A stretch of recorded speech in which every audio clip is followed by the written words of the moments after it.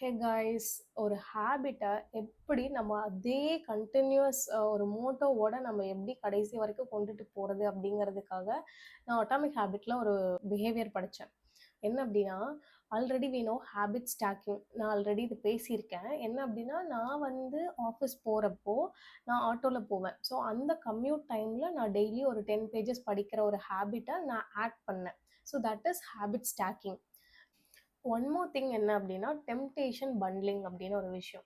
இப்ப எனக்கு ரொம்ப ஒரு புடிச்ச ஒரு விஷயம் இருக்கு. அந்த விஷயத்தையே நான் இந்த ஹேபிட் முடிச்சா தான் நான் வந்து அத செய்வேன் அப்படின்னு சொல்றது. ஃபார் எக்ஸாம்பிள் ஒரு ஸ்டூடண்ட் இருக்காங்க. ஃபார் எக்ஸாம்பிள்க்கு எமிலி இன் பாரிஸ் ஒரு எபிசோட் வந்திருக்கு, சீசன் வந்திருக்குன்னு வச்சுக்கலாம். அது அவங்க பார்க்கணும்னு ரொம்ப இன்ட்ரெஸ்டடா இருக்காங்க. அப்படி இருக்கப்போ மேபி அவங்க 10 பேஜஸ் படிக்கணும் அப்படிங்கிற ஒரு கோல் வச்சிருக்காங்க. ஆனா அத அவங்களால ஃபாலோ பண்ண முடியல. ஸோ அப்ப என்ன பண்ணலாம் அப்படின்னா, நான் இந்த 10 பேஜஸ் படிச்சா தான் நான் அதுல ஒரு 1 எபிசோட் நான் பார்க்கணும். அந்த மாரி ரிலேட் பண்றது. ஸோ நம்மளுக்கு புடிச்ச ஒரு விஷயத்த நம்ம செய்யணும்னா, நம்ம இத பண்ணணும் அப்படிங்கிறது. ஸோ நீங்களும் ட்ரை பண்ணி பாருங்க. இது ஹெல்ப்ஃபுல்லா இருக்கும்னு நெனைக்கிறேன். பாய்.